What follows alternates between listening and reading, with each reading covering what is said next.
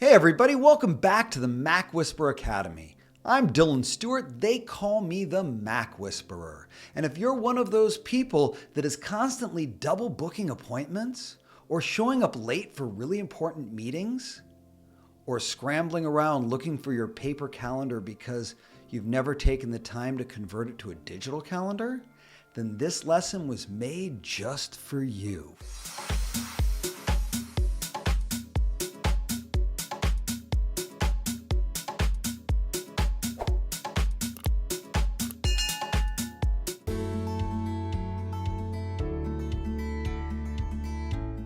Calendars are one of the 4 pillars of productivity that I teach to all of my clients. In today's video, I'm going to give you a walkthrough of Apple's calendaring program called Calendar. Sometimes it's known as iCal. And if you stick with me until the end of this episode, I'm going to share with you my #1 top power user tip about how to make sure you are always prepared for every single meeting. But I'm getting a little bit ahead of myself. Why don't we hop over on the computer and open up Calendar and we can get started. Here's Calendar right on my dock here. First thing to focus on is the top of the toolbar. You'll notice that there are 4 different buttons here. They alter the view of your calendar. There is the day view, which shows you a day at a glance with a detail screen on the right side. There is the week view that shows you a whole week. There is the month view that gives you a good view of your entire month so you can better plan things out in advance. And there's the year view that gives you a 3-mile-high perspective of everything happening this year. You can scroll back and forth on year, month, week, or day view by clicking on the arrow here. It will move you back by a year or a month or a day. And if you move this way, it'll move you forward by a year or a month or a day. And if you get completely out of whack and can't figure out where you're supposed to be to see today, you can click in the middle and it will bounce you right to today, making it easy to see where you are. Up above that, we've got the search bar. All you have to do is type in a couple of letters and it will show you anything that has that information in it. To the left side over here, we've got the sidebar. And the sidebar can be opened and closed by clicking on this little calendar icon at the top. It's open now. Now it's closed, and now it's open. And to the right of that, you've got your inbox or notification box. Over here, you're going to see any events that you've been invited to, or any events that you're a part of that have changed in one way or another. It's also got a place for suggestions from Siri. Siri pays attention to what's in your email box, as well as what you visited on Safari, and if it sees things that pertain to specific dates, it's going to go ahead and add them here to make it easy for you to click on this and add that event to your calendar. Make sure you keep your eye on whether you've got notifications in your inbox or not. One of the most common problems I see is that people didn't bother looking there, and so they missed appointments or they missed changes in events. This tells you everything you need to know.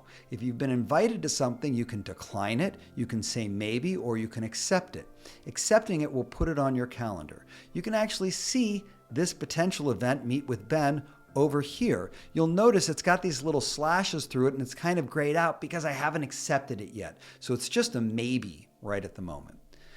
In addition to what we see at the top, on the sidebar, you've got any accounts that you've connected into your calendar program. When I say accounts, what I mean is you may have an account for Google or for iCloud or for Microsoft Exchange or for Office 365 or any one of a number of different calendar accounts. You can easily add additional accounts by coming up to your calendar menu here, going into Settings, and under the Accounts tab, go ahead and click the plus or minus button to remove an account or add a new one.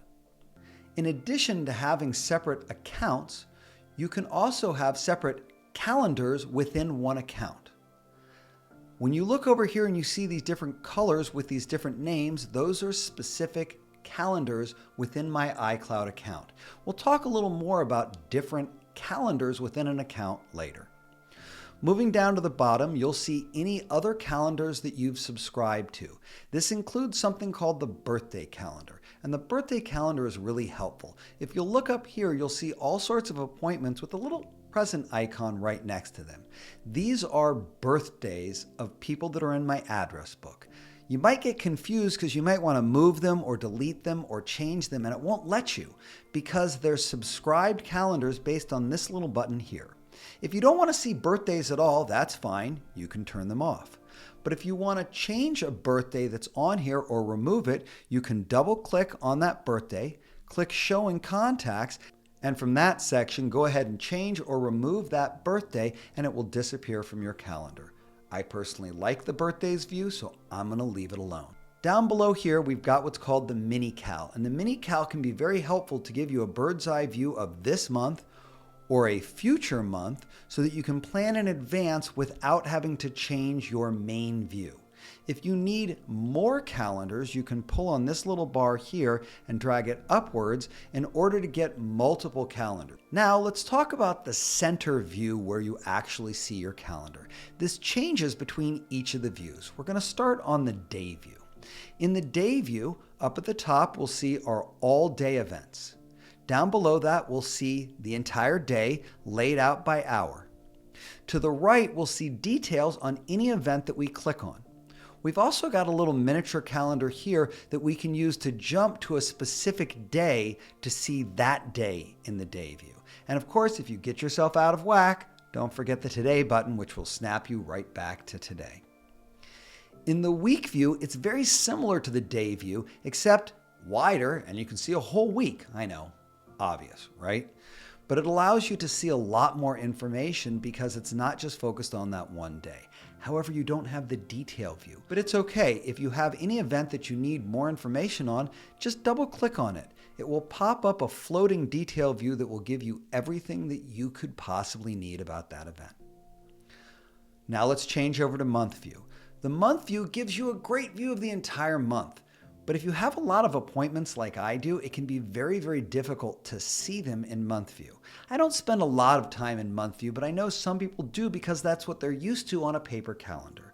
My recommendation is that you remain flexible and change your view as needed. The month view won't give you all your events unless you don't have very much on your calendar. You'll see this little 9 more or 10 more at the bottom. If you double click on that, it will open you up into that day so you can see what's on that day. But if I wanted to be on day view, I would have stayed on day view, which is one of the frustrations of the month view. It just doesn't give me enough information. And the year view gives me no information, but allows me to see my whole year at a glance so I can plan things well in advance and can be aware of what falls on a weekend or where my birthday is in the upcoming calendar. You'll always know where your today is based on the little red dot that you see there. If you click on any day in the year view, it will pop up and show you exactly what's happening on that day. Now, let's talk about how to work with different calendars within your account.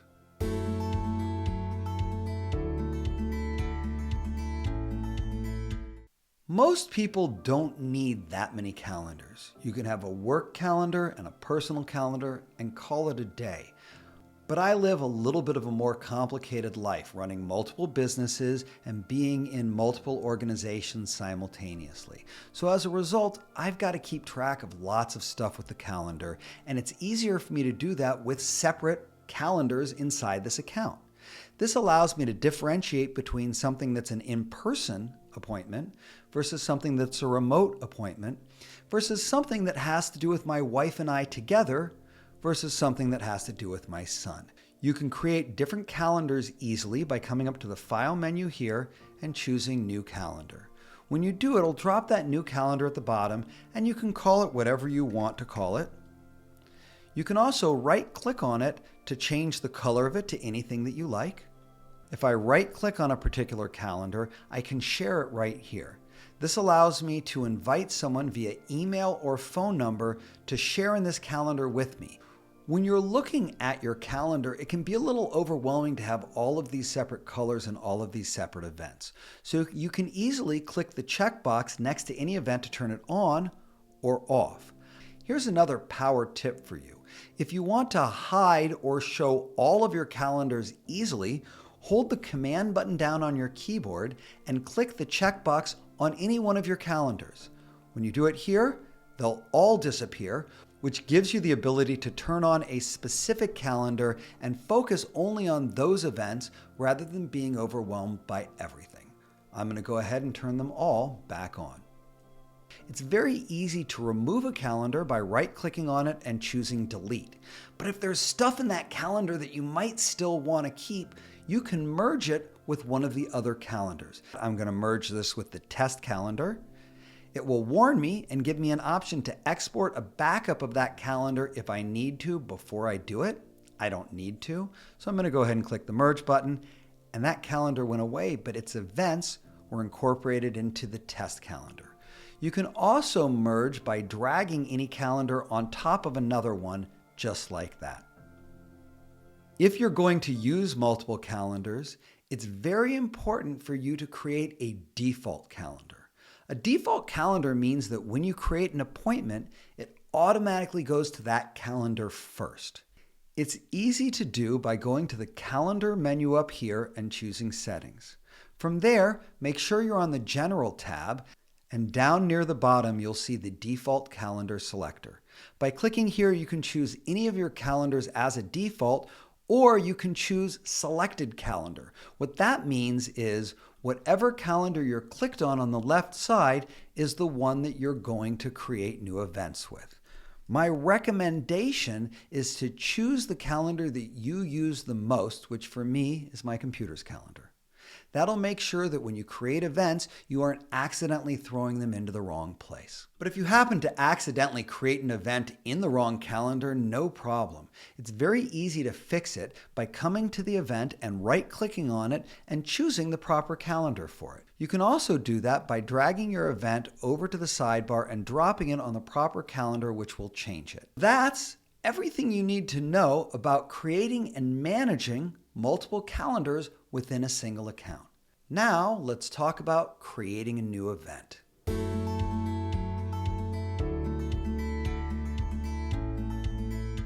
There are multiple ways to create new calendar events. It kind of depends on your preference and which view you're in. If you're in the month view, one of the common ways that people create new events is by double-clicking on the day and going ahead and putting in a title and a day and a time. I don't find this way very effective because choosing the day and time is a little bit clunky. What I recommend you do instead, if you use the month view, is to get really familiar with this little plus button here. This button is awesome. All you have to do is type in whatever information you have about the event in normal language, and it will put it onto your calendar. So it might be something like this. And you'll notice that as soon as I type it in, it's suggesting it to me, and it's giving me two options. I can do it in my general computer calendar, or maybe it belongs in my personal calendar because I've had dinners with mom in the personal calendar before. And I can click on it, and it will go right to that day easily and simply, and it's way easier to do than double clicking. But it's still not my favorite way to create new appointments. I tend to spend most of my time in the week view, so let's hop over there so I can show you how to do it. When you're in the week view and you want to create a new appointment, all you have to do is click on the day and time of when you want that appointment and drag down to the duration of the event. Immediately, it pops open my detail panel, allowing me to give it a name and add any other information I need. If you put it on the wrong day, it's easy to move it over. If you put it at the wrong time, it's easy to drag it down. If you want it to end later, just stretch it out. And that's my favorite way to create a new appointment. All-day events show up at the top of the screen, and those are events that don't have a specific time to them. To create a new all-day event, just double-click in the all-day section, and it will pop right up, and you can put whatever you need to in there. Or you can create it in the calendar the way we just showed it like this, and then click on the day and time and choose all day, and it will move it there, or move it back onto the calendar if you like. You can also create a banner. A banner is an event that covers multiple days. Some people tend to do this by clicking and dragging on their calendar and going this way. But that makes it really hard for you to see the other events that are happening this week. I highly recommend taking that banner and calling it all day. When a banner is set as all day, you can adjust it from up here in the all day section by just dragging it left or right, and you can also move it to other days. So it's really effective and easy for you to control things as a banner or an all-day event without having to make yourself crazy. Now let's talk about managing details and additional information about your appointments.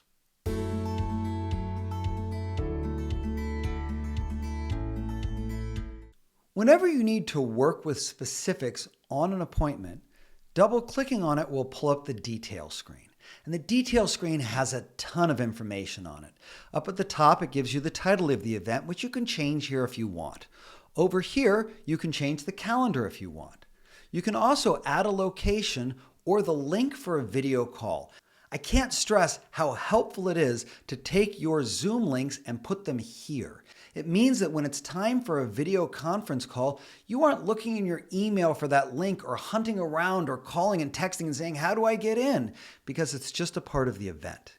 It's easy to add a location by just typing an address.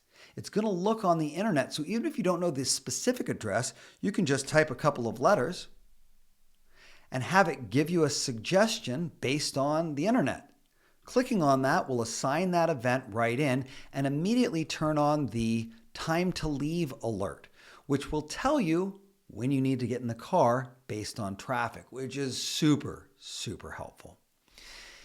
Once you've gotten your address in there, you can come down into your time section. You can adjust any time if you need to, and you can also create a repeating event. Repeating events are really helpful. It means that this same event happens every day, every week, every month, every year, or on a custom repeat, which can allow you to schedule all sorts of things in a way that makes it easy and simple for you to manage it. Down below that, you've got the ability to turn on travel time. It is necessary for you to have a location up above in order to turn on travel time. Or you can just set a default amount of time in case you're not worried about travel and you just want to give yourself an hour to get there. Down below that, we're going to see something called alert. And because we have a location, the alert is set at the start of travel time. But I can also make it 15 minutes before travel time or a day before travel time. And then if I click the little plus button here, I can create additional alerts, so I can have one that's an hour before travel time and then another one that's at the start of travel time, so that I'm constantly being prompted and I never drop things like that out. Down below that, you can invite someone to your appointment. You've got the ability to add notes. Maybe there's certain things you want to talk about during that meeting or certain things you need to remember. You can also add a website link or an attachment. Maybe there's a document that you need to have open during that event. This can make it easy to pull that document up without having to hunt for it during the event. And that's what you need to know about the details screen. In a moment, I'm going to tell you about this awesome power tip that will make sure you're prepared for every meeting. But before I do that, take a moment and give this video a thumbs up. And if you haven't subscribed to my channel yet, this is a great time to do that. Click the subscribe button and the notify bell so that you're always alerted whenever I deliver new videos. With that being said, let's hop over to the power tip.